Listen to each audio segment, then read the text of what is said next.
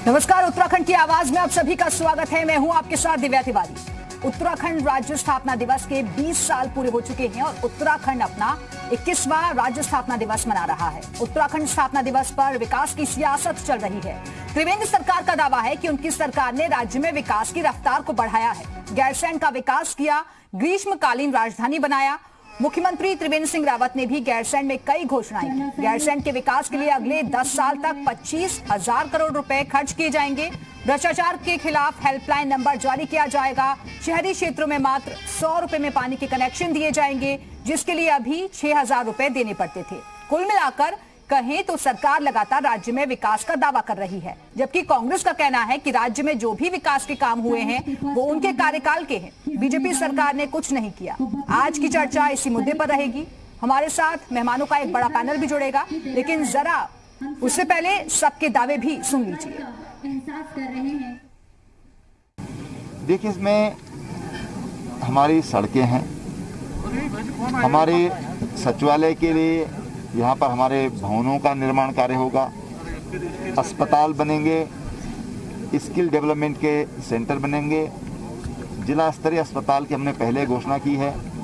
यहाँ पर 110 करोड़ रुपए की लागत से एक झील बन रही है, उसमें 70 करोड़ रुपए में झील बनेगी और 40 करोड़ से यहाँ गांव-गांव तक, हर घर तक पानी पहुँचाने का काम होगा, जो आने वाले 35-40 वर्षों की जो पानी की समस्या होगी उसको दूर करेगा। भाजपा की सरकार प्रदेश में है और इस दौरान विकास की एक नई परिभाषा लिखी गई है। केंद्र में माननीय प्रधानमंत्री श्री नरेंद्र मोदी जी के आशीर्वाद से हमें केंद्र का पूरा सहयोग मिल रहा है और यही कारण है कि चाहे अवस्थापना का क्षेत्र हो, चाहे आपका कनेक्टिविटी का क्षेत्र हो, चाहे हमारी स्वास्थ्य की सेवाएं हो, चाहे सड़क निर्माण का मामला हो और चाहे कोरोना काल के अंदर कोरोना से संघर्ष का प्रसंग हो, सभी क्षेत्रों के अंदर प्रदेश ने बहुत तेजी से प्रगति की है। हमारा राज्य बना था उस वक्त मात्र 17% गाँव में सड़क पहुंच पाई थी। आज लगभग हम 90-95% के करीब पहुंच गए। हमारे सभी ग्रामीण अंचल जो हैं वो अच्छी सड़क से जुड़ सके हैं। आज अगर हम रोजगार की बात करें तो कांग्रेस पार्टी ने जब कांग्रेस की सरकार आई है तो उपनल के माध्यम से, सिडकुल और पिटकुल के माध्यम से रोजगार देने का प्रयास किया।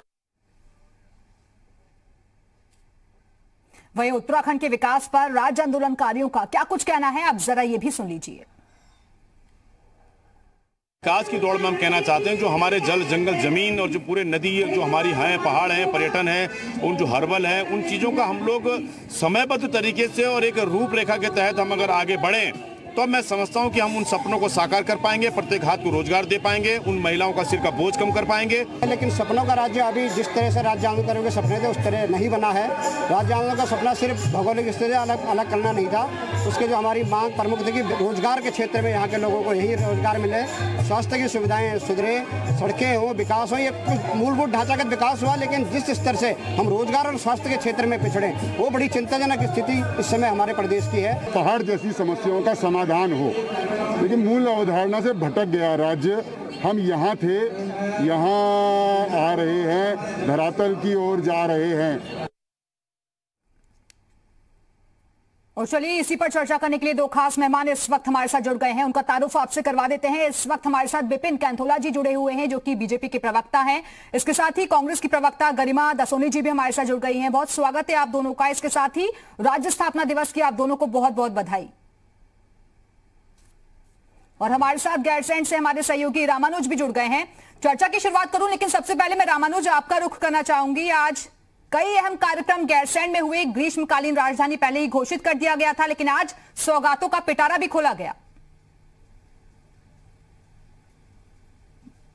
बिल्कुल, ये उत्तराखंड के लोगों के लिए बहुत बड़े सौगात का दिन कहा जाएगा, क्योंकि मुख्यमंत्री त्रिवेंद्र सिंह रावत ने गैरसैंण को लेकर जिस तरह से आज घोषणाएं की है, उसमें प्रमुख घोषणा में शामिल यह है कि गैरसैंण के विकास के लिए राज्य सरकार आने वाले 10 सालों में 25,000 करोड़ रुपए के योजनाओं का यहां पर काम करेगी। ये सबसे बड़ी बात है। और मुख्यमंत्री त्रिवेंद्र सिंह रावत ने कहा कि आने वाले करीब 30 से 40 साल तक लोगों को पानी की समस्या ना हो। यहां पर पर एक झील भी बनाई जाएगी। तो जो गैरसैंण के विकास को लेकर सवाल उठ रहा था कि आखिर गैरसैंण का कैसे विकास होगा, उसके ऊपर एक बार फिर से मुख्यमंत्री त्रिवेंद्र सिंह रावत ने विराम लगाया और उन्होंने कहा है कि फिलहाल गैरसैंण में सचिवालय का निर्माण किया जाएगा और गैरसैंण के विकास के लिए हर तरह से सरकार तैयार है। यहाँ पे जिला अस्पताल की भी योजना चल रही है और सड़कों का और खासतौर से पानी पर सबसे ज्यादा फोकस होगा। आज की जो घोषणाएं फिलहाल शामिल थी उसमें प्रमुख घोषणा यह भी है कि जो जिला विकास प्राधिकरण है, जिसके जरिए ग्रामीण क्षेत्रों में लोग अपना घर बनवाते हैं, उनको तरह तरह की समस्याएं आती है, सरकार ने कहा है कि फिलहाल जिला विकास प्राधिकरण में कई तरह की शिथिलता दी जाएगी, यानी रियायत मिलेगी। तो आने वाले दिनों में फिलहाल लोगों को कई तरह की सहूलियत मिलेगी। लेकिन गैरसैंण का जो विकास का मॉडल मुख्यमंत्री त्रिवेंद्र सिंह रावत ने तैयार किया है वो 10 साल का है और 10 साल में फिलहाल पूरी तरह से ये राजधानी के तौर पर विकसित हो जाएगा। जी बिल्कुल रामानुज, आप बने रहिएगा, हमारे साथ लौटेंगे आपके पास। और चलिए अब चर्चा की शुरुआत करते हैं। विपिन कैंथुला जी, सबसे पहले मैं आपके पास आना चाहूंगी क्योंकि लंबे संघर्ष के बाद, कई कुर्बानियों के बाद हमें ये राज्य मिला और 20 बरस पूरे हो चुके हैं। लेकिन इन 20 सालों में आप उत्तराखंड को कहां खड़ा पाते हैं? देखिए, सबसे पहले तो मैं आपके चैनल के माध्यम से पूरे उत्तराखंड प्रदेश की जनता को आज राज्य दिवस स्थापना की बहुत बहुत शुभकामनाएं देता हूं। और निश्चित रूप से जब 2000 में ये राज्य बना था, सन 2000 में, तो इस राज्य को बनाने में सबसे बड़ी भूमिका भारतीय जनता पार्टी की रही। अटल जी ने इस प्रदेश को बनाया और जब मोदी जी 12 के चुनाव में आए और 17 के चुनाव में आए तो उन्होंने कहा कि इस बार हमें 2017 में आप डबल इंजन की सरकार दीजिए। अटल जी ने इसको बनाया है, हम इसको संवारेंगे। निश्चित रूप से हम उसको संवारने का काम कर रहे हैं। देखिए, जिस प्रकार से गैरसैंण की बात है, गैरसैंण सबके सपनों का, जो हमारे आंदोलनकारी रहे हैं उनके सपनों में का राजधानी रही है। और निश्चित रूप से इसको ग्रीष्मकालीन राजधानी घोषित करना एक बहुत बड़ी ऐतिहासिक निर्णय जो है मुख्यमंत्री त्रिवेंद्र सिंह रावत जी का रहा है। और अब जिस प्रकार से 25,000 करोड़ रुपए का जो है वहां रोड मैप दिया है कि 25,000 करोड़ वहां खर्च किए जाएंगे राजधानी के विकास के लिए। और उससे पहले भी हमने जब ग्रीष्मकालीन राजधानी इसे घोषित किया था। जी चलिए, लौटूंगी मैं आपके पास दोबारा। गरिमा जी, मैं आपका रुख करना चाहूंगी क्योंकि विपिन जी को अभी आपने सुना होगा, वो कह रहे हैं कि जितना भी विकास हुआ बीजेपी के कार्यकाल में ही हुआ और आज भी बहुत सारी घोषणाएं की गई, उन्होंने पूरा रोड मैप सेट कर लिया है आगे के लिए। देखिए दिव्या जी, पहले तो मैं ये सुअवसर खोना नहीं चाहूंगी। आपके चैनल को प्लेटफॉर्म बनाकर, माध्यम बनाकर अपने प्रदेश वासियों को मैं आज राज्य स्थापना दिवस के मौके पर बहुत बहुत बधाई और शुभकामनाएं देना चाहूंगी। और मैं ईश्वर से यही प्रार्थना करूंगी कि हमारा राज्य उत्तरोत्तर प्रगति की तरफ अग्रसर हो। और दलगत राजनीति से ऊपर उठकर मैं सारे दलों का आह्वान करूंगी कि आइए उत्तराखंड को एक मॉडल प्रदेश बनाएं, देश का सर्वोच्च प्रदेश बनाएं और कहीं ना कहीं इसकी प्रगति के लिए हम लोग प्रयासरत रहें। मुझे थोड़ा समय दीजिएगा क्योंकि मैं विपक्ष हूं और मैं आईना दिखाने का काम दोनों को, विपिन कैंथुला जी को भी और मुख्यमंत्री जी को भी करना चाहूंगी। मुख्यमंत्री जी ने बहुत बड़ी बड़ी बातें यहाँ पर करी। स्वास्थ्य सुविधाओं की बातें मुख्यमंत्री जी के मुखारबंद से इसलिए अच्छी नहीं लगी क्योंकि महिलाएं शौच में प्रसव कर रही हैं, महिलाएं प्रसव करते हुए अपनी जान गंवा दे रही हैं। ऐसे में 3.5 साल हो गया विपक्ष होने के नाते आम जन की आवाज उठाते हुए कि मुख्यमंत्री जी, स्वास्थ्य सेवाएं बहुत लचर है हमारे प्रदेश की। 20 सालों में हम वो मुकाम, मुझे कहने में गुरेज नहीं है, 10 साल हमारी भी सरकार रही दिव्या जी, लेकिन कहने में गुरेज नहीं है कि स्वास्थ्य और शिक्षा का वो मुकाम हमारे प्रदेश में नहीं है जो होना चाहिए था। मेरी मातृशक्ति जब आज शौच में प्रसव करती है, 108 में प्रसव करती है, सड़क पर प्रसव करती है तो मन उद्वेलित हो जाता है। ऐसे में दुहाई स्वास्थ्य सेवाओं की मुख्यमंत्री जी के मुंह से अच्छी नहीं लगती। 3.5 साल में आपने लचर स्वास्थ्य सेवाओं की वजह से न केवल कोरोना काल में आपकी असफलता दिखाई पड़ी, क्वारंटीन सेंटर्स की बदहाली दिखाई पड़ी, आपने झील की बात बहुत खूब करी मुख्यमंत्री जी। आप गैरसैंण में झील बनाने की बात कर रहे हैं। एक झील आपके विधानसभा डोईवाला में, जहां से आप चुनाव लड़कर आए हैं, वहां भी बन रही है सूर्यधार झील और उसकी जांच बैठा दी है आप ही के पर्यटन मंत्री सतपाल महाराज ने, क्योंकि एस्टिमेट से ज्यादा पैसा उस झील में खर्च हो गया है, इसलिए घोटाले की उसमें बू आ रही है। और गरिमा जी, लेकिन श्रेय लेने की होड़ में कोई कोर-कसर नहीं है, वो तो आप लोग ले रहे हैं ना कि आपके टाइम पर ही बहुत ज्यादा विकास हुआ। नहीं, आज भी क्रेडिट की बात है दिव्या जी, आज भी बात क्रेडिट की है गरिमा जी। दिव्या जी, हम क्यों नहीं लेंगे श्रेय? इस प्रदेश के जितने मेडिकल कॉलेज हैं कांग्रेस की देन है। इस प्रदेश के जितने इंजीनियरिंग कॉलेज हैं वो कांग्रेस की देन है। इस प्रदेश में दो अंतर्राष्ट्रीय स्पोर्ट्स स्टेडियम है, कांग्रेस की देन है। इस देश का अधीनस्थ सेवा चयन आयोग हमारी देन है। इस प्रदेश का खाद्य सुरक्षा योजना हमारी देन है। इस प्रदेश में पटवारी भर्ती 2003 से रुकी हुई थी, हमारी देन है। गरिमा जी, ये लिस्ट सुनने में बहुत अच्छी लगती है, लेकिन असल मायनों में कितना लाभ इससे पहाड़ की जनता को मिल पा रहा है ये तो सब जानते हैं ना। आप लोगों ने टाइम पर चीजें खुलवा दी, लेकिन कितना फायदा उन तक पहुंच पा रहा है ये भी तो समझना होगा ना। दिव्या जी, अगर हम कहें कि हमने सिर्फ इन 20 सालों में खोया है, कुछ पाया नहीं है, तो मुझे लगता है कि उससे बड़ी निराशावादी बात कोई नहीं होगी। हमारे प्रदेश में मात्र 17% गांव में सड़क गई थी जब प्रदेश बना था।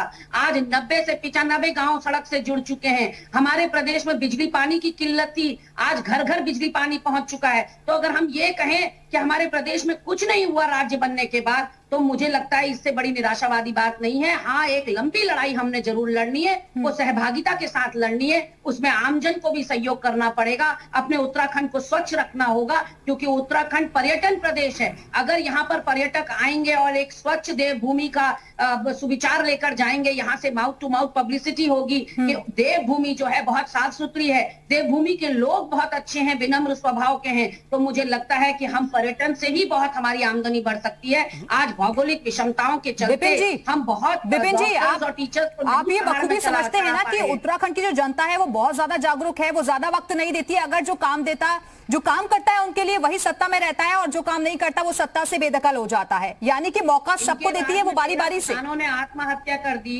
बेरोजगार युवाओं पे लाठियां जा रही है, व्यापारियों को जीएसटी। गरिमा जी, मेरा सवाल विपिन जी से। देखिए जिस प्रकार से अभी गरिमा जी कह रही थी, कांग्रेस की मेरी प्रवक्ता जी कह रही थी कि आईना दिखाने का काम, तो आईना इनको अपनी सरकार को उस समय दिखाना चाहिए था जब आईसीयू नहीं थे पूरे जिलों में। आज आईसीयू प्रत्येक जिलों में है। आज डॉक्टर जब डॉक्टर 1000 थे, आज 27 डॉक्टर। आज हर घर जल, हर घर नल, हर की अवधारणा जो मोदी जी लेकर के आए हैं 2024 तक पूरे देश के अंदर आएगी। और आज मुख्यमंत्री जी ने भी बोला है कि प्रत्येक व्यक्ति को 100 रुपए में कनेक्शन मिलेगा और पहाड़ में फ्री में कनेक्शन मिलेंगे। सर, ये सब कुछ सुनने में बहुत अच्छा लगता है, लेकिन अभी भी सर गाँव से पलायन क्यों हो रहा है? लोग क्यों पलायन कर रहे हैं? ये तो बड़ी समस्या है ना अभी भी पहाड़ की। जो है प्रधानमंत्री जी जब अटल बिहारी वाजपेयी जी तो पीएमजेएसवाई उन्होंने लेकर के आए। आज प्रधानमंत्री सड़क योजना जो है, गांव जो है वो सड़कों से जुड़ चुके हैं। आप देखिए कि हमारा जो परिकल्पना है कि अंत्योदय, अंतिम व्यक्ति के उदय के लिए काम करना।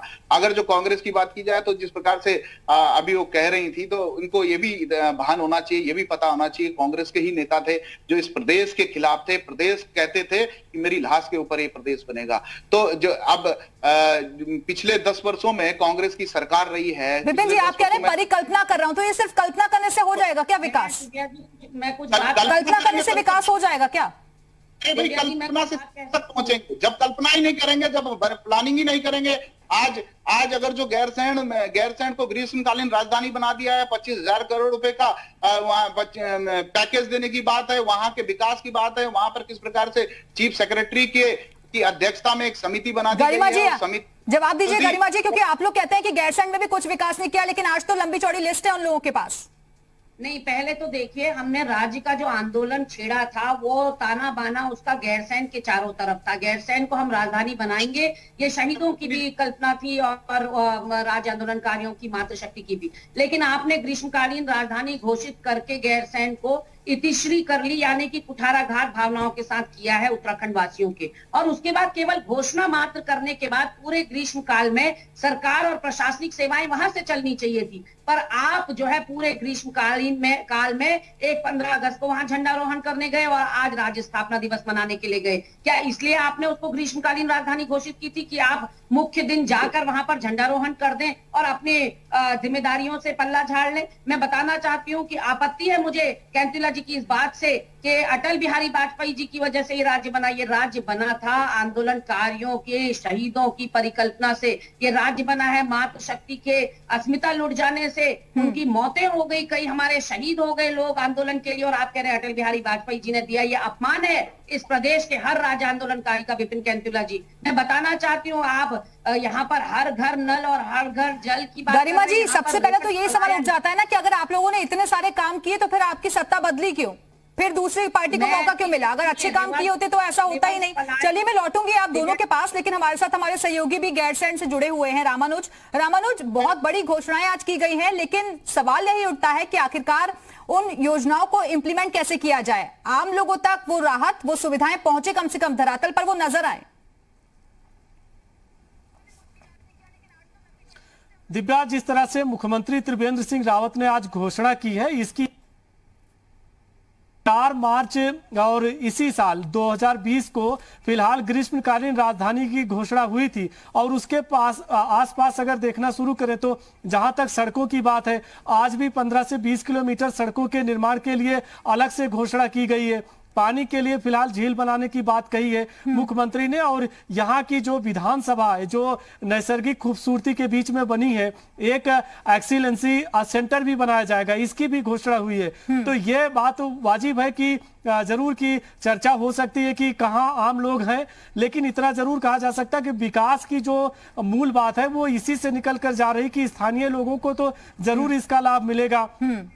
इंटर कॉलेज में लैब बनाने की भी बात आज मुख्यमंत्री त्रिवेंद्र सिंह रावत ने कही है। तो यकीनन यही तो लाभ स्थानीय लोगों का है, चाहे वो सड़क का है, स्कूल का है। रामानुज, आपने बहुत सारे मुद्दे ऐसे उठाए जी, इसी सवाल का जवाब मैं ले लेती हूँ। गरिमा जी हमारे साथ जुड़ी हुई है। गरिमा जी, सचिवालय का निर्माण, झीलों का विकास, पानी पहुंचाना, यही सब तो चीजें हैं जो आप लोग लगातार मुद्दा बनाकर उठाते रहे। अब हो गई घोषणाएं।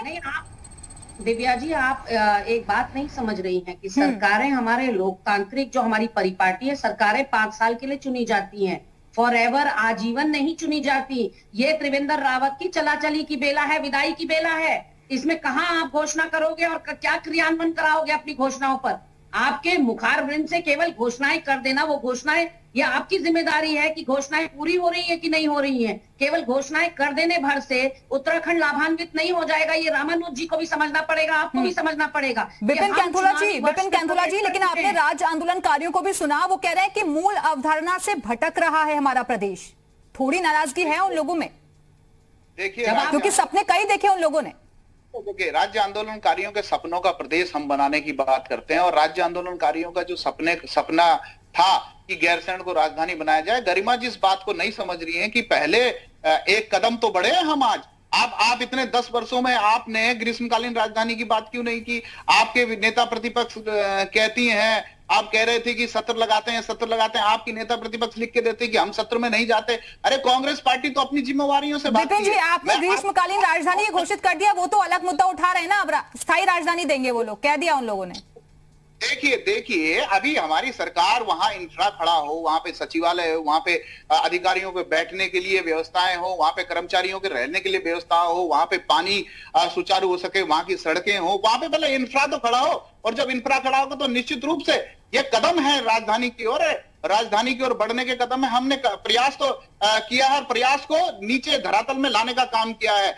कोरी घोषणाएं करने का काम केवल और केवल कांग्रेस पार्टी का रहा है। और आप देखिए इतिहास उठा करके कि कितनी घोषणाएं की हैं इन्होंने और कितनी घोषणाएं धरातल में आई हैं। अभी उन्होंने कहा कि जिस प्रकार से मैं उनकी बाइट भी सुन रहा था कि उपनल की स्थापना भुवन चंद्र खंडूरी जी ने की, और आज उपनल के माध्यम से हजारों युवाओं को जो है रोजगार मिल रहा है। और निश्चित रूप से जिस प्रकार से 10 साल का इनका निराशाजनक कार्यकाल रहा है, आप कह रही विदाई की बेला तो अब पता चलेगा कि धीरे धीरे जिस प्रकार से विकास के काम, अंत्योदय, अंतिम व्यक्ति के उदय के लिए भारतीय जनता पार्टी की केंद्र सरकार, गरिमा जी जवाब दीजिए।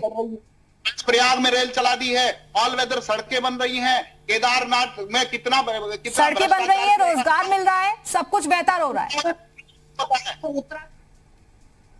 पानी को बहुत बड़ा झटका मिल रहा है, उत्तराखंड का पर्यटन बहुत बड़ा, उसके साथ कुठाराघात हो रहा है। ऑल वेदर रोड और जॉली ग्रांट विस्तारीकरण के नाम पर लाखों पेड़ काटे जा चुके हैं, जो कि रीप्लांटेशन नहीं हो रहा है, उसका रिप्लेसमेंट नहीं हो रहा है। इसकी जिम्मेदारी कौन लेगा? आप मुझे बताने का कष्ट करें।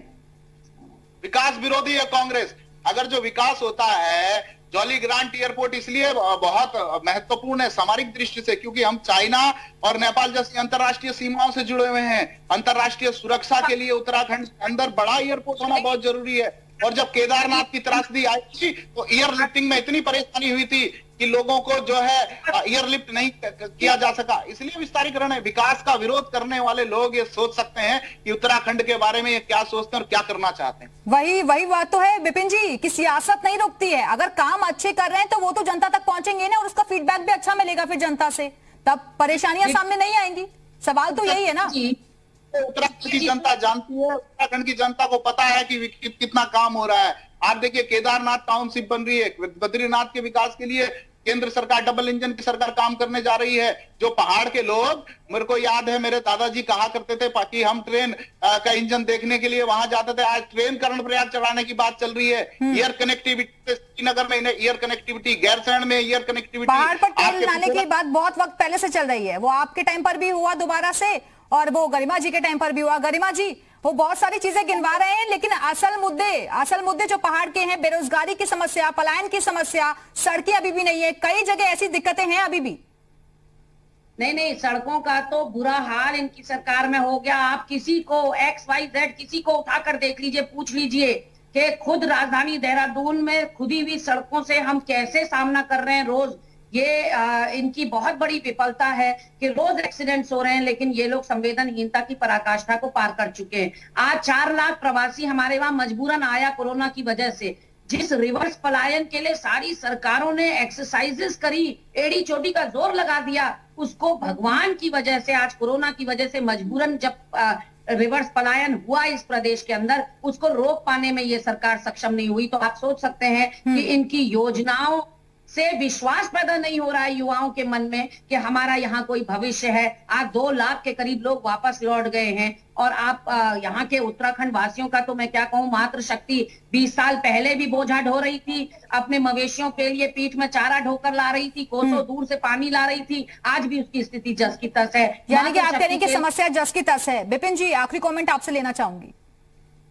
देखिए ये आज जिस प्रकार से हमारी सरकार जो है इन 3.5 वर्षों में, जिस प्रकार से आप देखिए अभी कोरोना काल की बात है, और जो लोग वापस आए उनके लिए मुख्यमंत्री स्वरोजगार योजना चलाई गई, और जो वीरचंद सिंह गढ़वाली परियोजना जो स्वरोजगार की थी उसमें 50% युवाओं के लिए रोजगार के लिए हमारी सरकार संकल्पित है कि युवाओं को, जो हमारे युवा है हार न जाए, उनको अपने प्रदेश के अंदर अपने गाँव में रोजगार मिले। इसके लिए बड़ी संख्या में, हजारों की संख्या में लोगों ने आवेदन किया और हजारों लोग लाभान्वित भी हो चुके हैं। गरिमा जी को आंख को उठा के देखने चाहिए। निश्चित रूप से आजकल सूचना अधिकार का समय है, तो आप पता कर सकते हैं कि कितने लोगों को जो है इस समय स्वरोजगार से जोड़ा गया है। तो निश्चित रूप से जो उत्तराखंड के जो आंदोलनकारी उसके सपनों के प्रदेश को बनाने के लिए भारतीय जनता पार्टी ने ग्रीष्मकालीन सपनों के प्रदेश को बनाने के लिए लगातार सरकार प्रयासरत है, और उम्मीद हम यही करते हैं कि आखिरकार विकास होगा और आम लोगों तक वो सारे लाभ पहुंच पाएंगे। बहुत बहुत शुक्रिया आप दोनों का हमारे से जुड़ने के लिए। रामानुज आपका भी बहुत बहुत शुक्रिया हमारे से जुड़ने के लिए।